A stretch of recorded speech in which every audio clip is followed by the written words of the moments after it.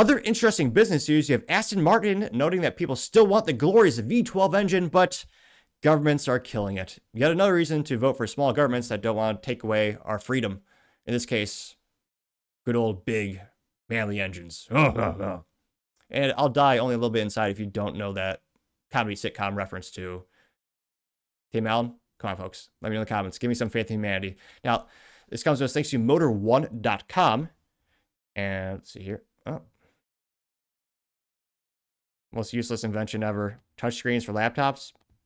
I swear 9 times out of 10 they don't work properly. But then again, the human error is definitely there. And shoot, if there was no human error, that'd be probably half my IT job gone. So can't complain too much about that. Now, here you can see the glorious engine. Specifically, this article is credited to Adrian, who's a writer there, saying Aston Martin says emissions regulations are killing the V12. The 12-cylinder powerhouse dies at the end of the decade.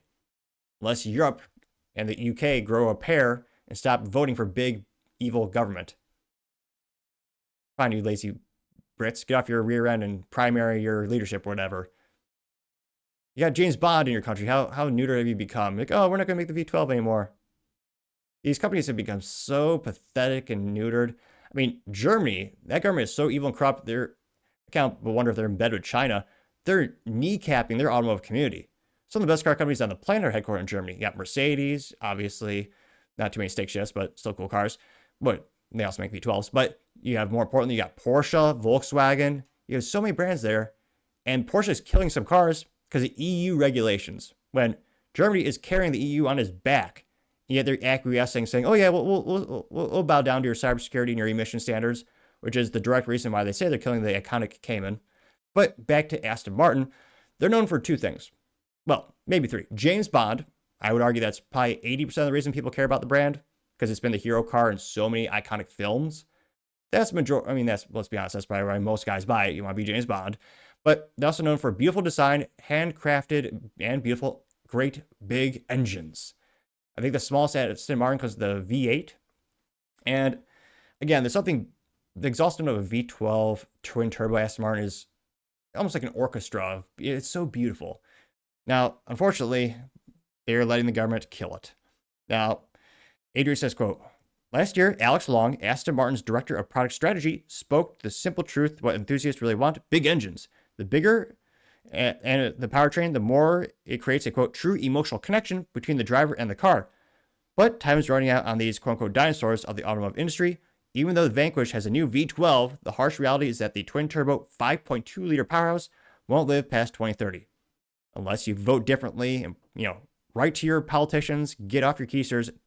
Again, can't think Trump has already kneecapped a lot of EV regulations in the U.S. or EV crap being pushed upon us or forced upon us. Yeah, come on, Europe. Get off your keister. They say Aston Martin CEO Adrian Hallmark told Drive magazine that a constant supply of venerable V12 engines will end by late 2028. Ultimately, the large displacement gas engine will die around 2030. Although the Gaydon-based supercar maker is actively tweaking its flagship ICE to meet emissions regulations, the end seems inevitable, and there's not much Aston Martin can do to save it. Do you not have lobbyists in Europe? Come on. People always talk crap about lobbyists. They do some good for us. In this case, maybe they could save the automobile. I mean, look at that massive V12 under that engine bay. I mean, Lord knows I wouldn't want to be the one working on that. There's about 2 cubic inches of spare space over there to work on it. But again, in terms of handcrafted work of art, that's beautiful. They say the company does have some leeway by getting degradations on low volume products in some parts of the world.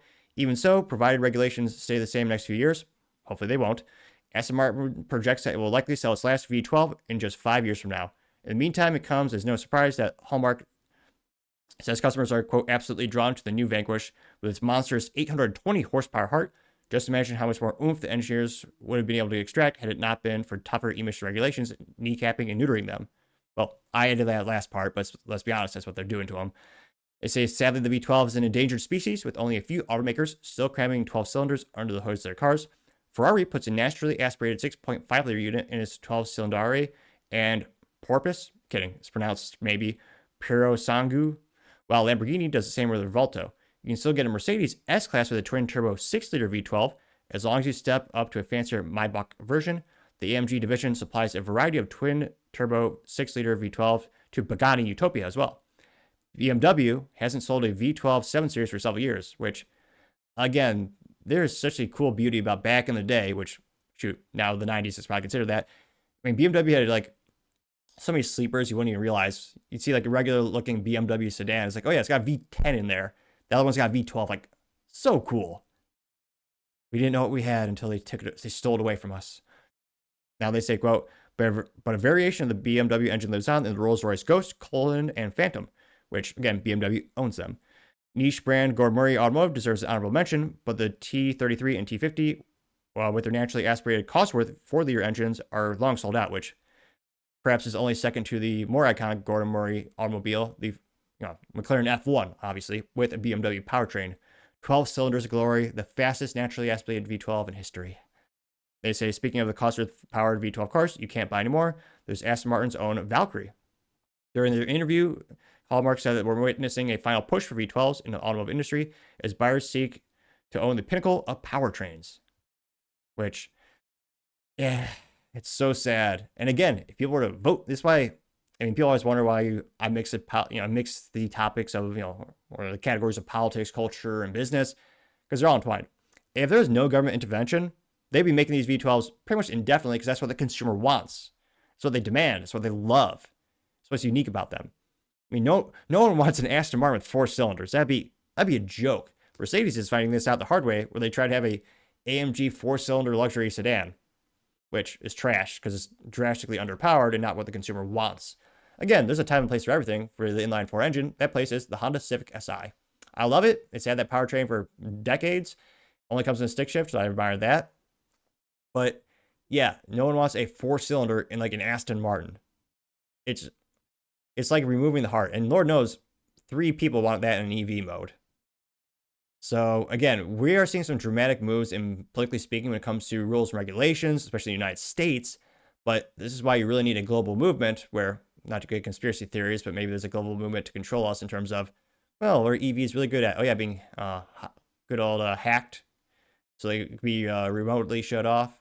But again, it'd be nice if people came together in a global community and says, and just vote differently, vote for smaller government that isn't trying to destroy the automotive industry.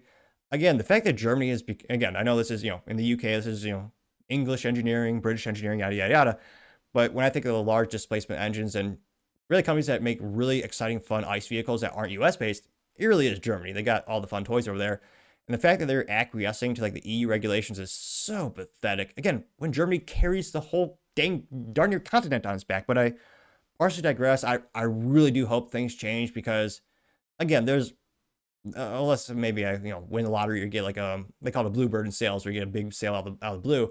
Statistically speaking, there's a very, very, very low chance I could ever afford an Aston Martin in these next 5 years. But like, man, someday I would love to have 12 cylinders of glory, especially with a stick shift. That is such a rare, beautiful thing. And shoot, those old cars are going for so much. There's only a couple new ones left. I mean, shoot, if you want a Lamborghini, what was it, the LP640 with a stick shift is going for like $1 million now. That's how rare and that's how valued the V12, the stick shift, is, really valued and found. But let me know in the comments. Perhaps I'm foolishly optimistic, but I have some hope that large displacement gas engines will be around, at least the United States, for a while. So I think U.S. manufacturing will, again, GM just invested, about $900 million last year into the newer V8 that they're developing. So again, there's some research and development behind it. And with Trump in charge, I think you're going to see the market shift in much more friendly ways for ICE engines. But we'll see what happens in Europe. And again, this is a global issue. The government's bullying us. But let me know in the comments because, as always, be fascinated to hear what you have to say. Thank you, everyone, for taking the time to tune in today. Again, trying to get to 4,000 subscribers by the end of the month. So if you can click that button, I greatly appreciate it. Also, give me a thumbs up, thumbs down, or comment. It's a great way to give me some additional feedback, letting me know how I can make the show better and better. Lastly, don't forget to take time to tell your family, tell your friends, tell your coworkers, heck, tell your enemies, tell anyone and everyone. Just stay safe and fight the good fight.